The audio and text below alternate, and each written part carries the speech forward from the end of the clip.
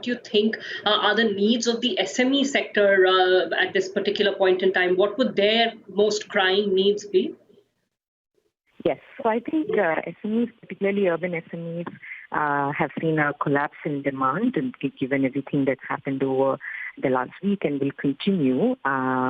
So I think there are a couple of things that are important. One, I think most lenders have, either sort of suspended collections, effectively given them a moratorium. So there is some breather with respect to repayments. I think it would be good to formalize this via the RBI to say that here is some liquidity facility for lenders who serve SMEs. We understand that you are not going to get repayments, so here is a liquidity window for you. And in exchange, we ask that you provide a moratorium to your own clients. I think that's going to be important to make sure that all of the liquidity issues don't prevent the failure of these enterprises.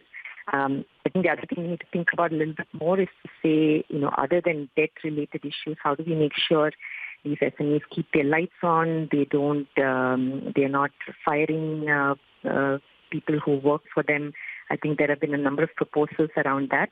But I think most urgently, we need to make sure that they have breather on their liabilities, which is both bill payments as well as loan repayments. So it would have to be both, because the discourse was dominated by, okay, let's give relief on asset classification beyond that 90 days, but more immediate requirement is some sort of a liquidity line, which could be designed via the large public sector banks if required. Absolutely. So I think because the classification issues are a little bit, red herring, particularly because most NBFCs, unlike banks, are already following Ind AS.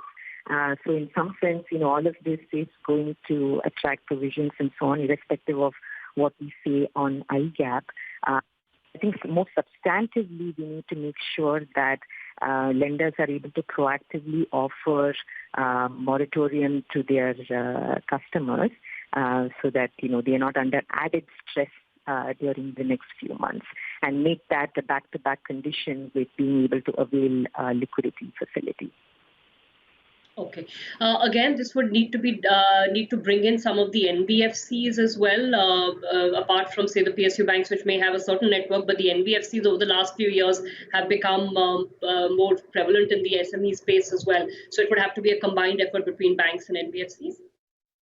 Yes, 100%. We have to make sure every time that we are designing these interventions that, banks as well as NBFCs are significant players. NBFC is growing importance in the SME unsecured lending space. So they have to be allies as we kind of work our way out of this.